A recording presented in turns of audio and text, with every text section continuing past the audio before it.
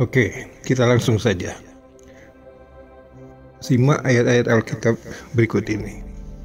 Kitab Kejadian pasal 17 ayat 18 dan 19. Sekiranya Ismail diperkenankan hidup di hadapanmu. Tetapi Elohim berfirman, tidak. Ini adalah salah satu bentuk keculasan umat ini yang benar-benar disengaja agar terkesan bahwa keturunan Abraham melalui Hagar tidak direstui, bahkan ditolak mentah-mentah oleh Allah. Tetapi jika kita jeli dan cermat dalam membaca kitab mereka, maka sesungguhnya alur cerita yang sebenarnya tidak demikian. Tidak ada sedikit pun penolakan Allah terhadap Ismail yang kelak menjadi leluhur Nabi Muhammad SAW. Dan tidak ada pula penolakan Allah akan permohonan Abraham untuk putra sulungnya Ismail. Sekali lagi, tidak ada. Alur cerita sebagaimana tertulis apa adanya dalam kitab Kristen ini adalah sebagai berikut. Kitab Kejadian pasal 17 ayat 15 sampai dengan ayat 19 terjemah baru, Lembaga Alkitab Indonesia. 15. Selanjutnya Allah berfirman kepada Abraham, tentang istrimu Sarai, janganlah engkau menyebut dia lagi Sarai, tetapi Sarah. Itulah namanya. 16. Aku akan memberkatinya, dan daripadanya juga aku akan memberikan kepadamu seorang anak laki-laki, bahkan aku akan memberkatinya, sehingga ia menjadi ibu bangsa-bangsa, raja-raja bangsa-bangsa akan lahir daripadanya. 17. Lalu tertunduklah Abraham dan tertawa serta berkata dalam hatinya, mungkinkah bagi seorang yang berumur 100 tahun dilahirkan seorang anak dan mungkinkah Sarah yang telah berumur 90 tahun itu melahirkan seorang anak? 18. Dan Abraham berkata kepada Allah, sekiranya Ismail diperkenankan hidup di hadapanmu. 19. Tetapi Allah berfirman, tidak. Melainkan istrimu Sarahlah yang akan melahirkan anak laki-laki bagimu, dan engkau akan menamai dia Ishak, dan aku akan mengadakan perjanjianku dengan dia menjadi perjanjian yang kekal untuk keturunannya. Mencermati secara utuh ayat-ayat barusan tadi, jelas terlihat bahwa Allah sama sekali tidak menolak permohonan Abraham kepadanya perihal putra tunggal beliau Ismail. Dengan demikian, maka sesungguhnya makna dari ayat-ayat ini dapat dijelaskan sebagai berikut. Dari Sarah, istri beliau yang pertama, Abraham tidak mempunyai anak. Untuk itu, Allah berjanji kepada Abraham bahwa dia akan memberikan keturunan kepada Abraham melalui Sarah, walaupun umur Sarah sudah 90 tahun dan Abraham sendiri sudah 100 tahun. Sebagai manusia biasa, wajar saja jika di dalam hatinya Abraham merasa kurang yakin apakah masih mungkin memperoleh keturunan pada usianya yang sudah 100 tahun, sudah kakek-kakek dan tua renta, sedangkan istrinya Sarah sudah pula menjadi nenek-nenek berumur 90 tahun. Sementara pada waktu peristiwa, tanda kutip ya, percakapan antara Allah dan Abraham itu terjadi, beliau sudah mempunyai seorang putra bernama Ismail.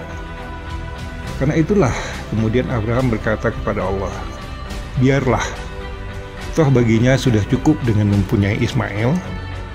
Tapi Allah yang maha mengetahui segalanya berkehendak memberinya keturunan dari Sarah. Dan terbukti memang setelahnya Sarah mengandung dan melahirkan seorang putra yang kemudian mereka beri nama Ishak. Nah,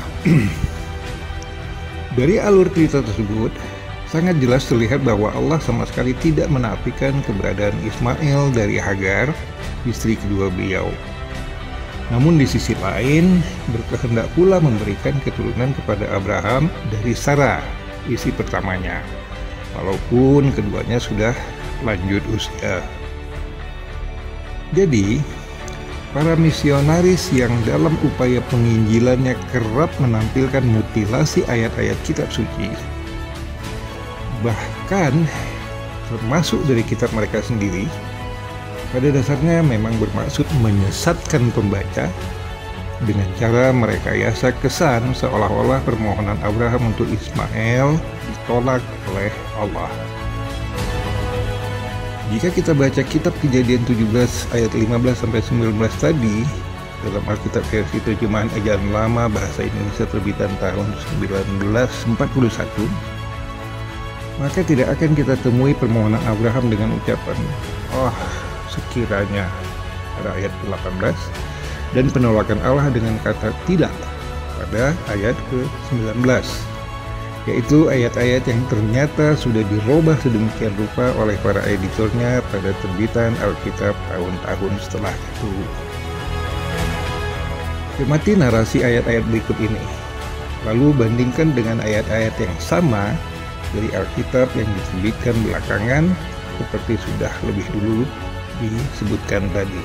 Kitab Kejadian pasal 17 ayat 15 sampai dengan ayat 19 Ejaan Lama terbitan tahun 1941, 15. Dan lagi firman Allah kepada Ibrahim, "Maka akan hal Sarai, istrimu itu jangan lagi engkau panggil namanya Sarai, melainkan Sarah. Itulah akan namanya." 16. Karena aku akan memberi berkat kepadanya serta daripadanya juga aku akan menganugerahkan seorang anak laki-laki kepadamu, bahkan aku akan memberi berkat kepadanya, sehingga ia akan jadi asal beberapa bangsa pun akan berpencaran dan daripadanya. 17. Maka pada masa itu sujudlah Ibrahim dengan mukanya sampai ke bumi sambil tertawa, lalu berkata ia dalam hatinya, "Bolehkah jadi kanak-kanak bagi seorang yang sudah 100 tahun umurnya? Bolehkah Sarah yang sudah 90 tahun umurnya itu lagi beranak?" 18. Maka sembah Ibrahim kepada Allah, "Ya Tuhan, biar apalah Ismail sahaja hidup di hadapan hadirat-Mu." 19. Maka firman Allah, bahwa sesungguhnya Sarah, istrimu itu, beranak kelak bagimu laki-laki seorang, hendaklah engkau namai akan dia Ishak, maka aku akan meneguhkan perjanjianku dengan dia, yaitu suatu perjanjian yang kekal, serta dengan anak buahnya yang kemudian daripadanya. Membandingkan ayat-ayat yang sama dari kitab yang sama, tapi dari cetakan tahun yang berbeda ini, kita bisa melihat sendiri, bahkan dengan sangat jelas, bahwa setiap kali Alkitab dicetak ulang, maka selalu saja mengalami perubahan ayat-ayat yang bahkan ada kalanya merubah arti ayat-ayat tersebut secara signifikan. Perubahan pada ayat-ayat yang berhubungan dengan Ismail sebagai leluhur Nabi Muhammad SAW yang dipelintir-pelintir tadi, tentu saja sangat mempengaruhi pemahaman umat Kristen pada umumnya tentang keadaan yang sebenarnya, sehingga mereka yang tidak memiliki cukup pengetahuan tentang sejarah perubahan ayat-ayat dalam kitabnya sendiri, lalu dengan serta-merta latah ikut merendahkan Ismail, Hagar, dan umat Islam, persis seperti burung beo yang menirukan ucapan manusia tanpa tahu apa arti yang diucapkannya. Jika Allah, sebagaimana digambarkan dalam kitab Kristen, seolah seperti manusia yang cenderung bersifat diskriminatif, suka membedakan antara orang yang satu dengan orang yang lain, tentu saja dia sama lemahnya dengan kita semua. Dan bukan Allah yang pantas untuk kita puji dan sembah setiap hari. Islam mengajarkan bahwa Allah Maha Adil dan dipastikan selamanya berlaku sangat adil terhadap setiap makhluk ciptaannya, termasuk tentu saja terhadap manusia. Jadi, segala tudingan sumir terhadap Ismail dan Hagar yang merupakan leluhur Nabi Muhammad SAW berdasarkan Alkitab, sesungguhnya bukan berasal dari Allah, melainkan hanya rekayasa manusia-manusia berjiwa kerdil yang suka merubah-rubah firman Allah saja. Dusta dan distorsi terjemahan ayat-ayat Alkitab tadi jelas dimaksudkan oleh para bapak moyang Kristen untuk mendiskreditkan Ismail. Perhatikanlah ayat yang sama dalam bahasa Ibrani berikut ini. Wayomer Elohim, afal Sarah isteka yoledet lehaben wekarat et shemo yitzchak, wahakimuti et beriti ito livrit olam lazaro ahariin. Artinya, tetapi Elohim berfirman, Akan tetapi istrimu Sarah yang akan melahirkan anak laki-laki bagimu, dan engkau akan menamai dia Ishak. Dan aku akan mengadakan perjanjianku dengan dia menjadi perjanjian yang kekal untuk keturunannya. Jelas dalam teks Ibrani ini tidak terdapat kata lo, yang artinya tidak. Nah, ketika Ismail berusia 13 tahun, sekali lagi Allah mendatangi Abraham melalui malaikatnya, dan janji lama yang sama diulangi lagi kepada Abraham. Lihat Kejadian 17. Belakangan, ketika Abraham berusia 100 tahun dan Sarah 90 tahun, ternyata Sarah juga melahirkan seorang anak laki-laki yang diberi nama Ishak, sesuai janji Allah kepada Abraham. Menurut Alkitab, setelah Ishak berusia sekitar 2 tahun, Hajar dan putranya Ismail diusir oleh Sarah, sehingga Hagar dan Ismail, putranya yang ketika itu sudah berusia sekitar 16 tahun, tapi digambarkan oleh para editor Alkitab seolah-olah masih bayi, terpaksa mengembara di padang gurun Berseba. Di tengah perjalanan, persediaan air mereka habis sehingga mereka kehausan. Tapi kemudian sebuah mata air menyembur atas perintah Allah. Setelah itu, tidak ada lagi berita apapun tentang Ismail dalam Alkitab, kecuali bahwa Ismail menikahi seorang wanita Mesir, dan ketika Abraham wafat, ia hadir bersama adiknya Ishak untuk menguburkan ayah mereka. Tapi di sisi lain, Alkitab secara rinci melanjutkan kisah tentang Ishak, 2 orang putranya, dan kedatangan Yakub ke Mesir yang diakhiri dengan kisah meninggalnya Yusuf. Peristiwa penting dalam sejarah Abraham berikutnya, seperti terekam dalam Kejadian 22, adalah pengorbanan anak satu-satunya kepada Tuhan, tetapi kemudian ditebus dengan seekor sembelihan yang besar. Demikian catatan singkat tentang Abraham dalam hubungannya dengan hak kelahiran dan anak perjanjian. Dari penjelasan singkat barusan, ada 3 hal penting yang harus digarisbawahi bagi setiap orang yang beriman kepada Allah. Pertama, Ismail adalah anak sah Abraham, putra pertamanya.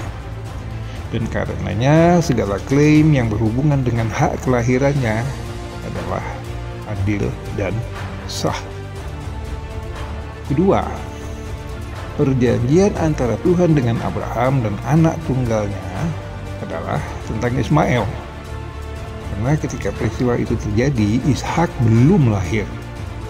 Sedangkan perjanjian dan hukum khitan itu tidak akan memiliki nilai dan arti penting jika janji yang diulang-ulang itu tidak terkandung dalam firman Tuhan, "Melaluimu semua bangsa bumi akan diberkahi." Dan khususnya ungkapan, "Melainkan anak kandungmu, dialah yang akan menjadi ahli warismu." Kita lagi kitab Kejadian 15 ayat 4. Janji itu dipenuhi ketika Ismail lahir. Lihat Kejadian 16. Dan Abraham mendapat penghiburan bahwa pelayan utamanya, Eliezer, tidak akan lagi menjadi ahli warisnya. Konsekuensinya, kita harus mengakui bahwa Ismail adalah pewaris martabat dan hak istimewa Abraham yang real dan sah. Hak prerogatif bahwa karena Ibrahim maka semua bangsa di bumi akan diberkahi, dan demikian sering diulang-ulang, adalah warisan karena hak kelahiran Ismail. Warisan yang menjadi hak Ismail bukanlah tenda tempat di mana Abraham biasa bernaung, atau seekor unta tertentu yang biasa ditunggangi oleh Abraham, melainkan hak untuk menaklukkan dan menduduki selama-lamanya wilayah yang terbentang sangat luas, mulai dari Sungai Nil sampai dengan Sungai Efrat, yang terbukti hingga kini dihuni oleh sekitar 10 bangsa-bangsa yang berasal dari keturunan Ismail. Negeri-negeri tersebut belum pernah ditaklukkan oleh keturunan Ishak. Sebagai bukti pemenuhan yang nyata dari perjanjian antara Allah dengan Abraham untuk Ismail. Ketiga, Ishak juga lahir dan diberkati oleh Allah, dan bahwa untuk kaumnya lah negeri Kanaan dijanjikan dan terbukti benar-benar dikuasai oleh Joshua. Tidak seorang muslim pun pernah berpikir untuk meremehkan kedudukan Ishak sebagai seorang nabi. Karena memusuhi Nabi Allah sama artinya dengan memusuhi Allah yang mengutus para nabinya.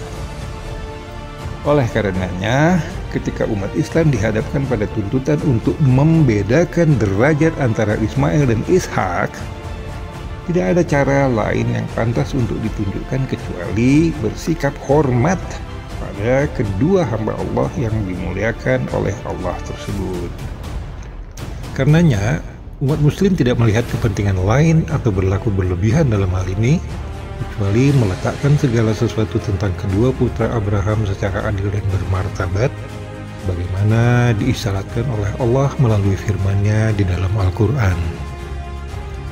Jadi, jika Allah menetapkan Ismail sebagai anak perjanjian, maka Ismail lah anak perjanjian itu, bukan Ishak seperti yang tertulis di dalam Alkitab. Sehingga segala rekayasa para editornya yang secara sembrono menukar nama kedua putra Abraham dalam kisah anak perjanjian Abraham versi Alkitab, yang dapat dibuktikan kepalsuannya seperti sudah dijelaskan tadi, dengan sendirinya tertolak. Jelas ya?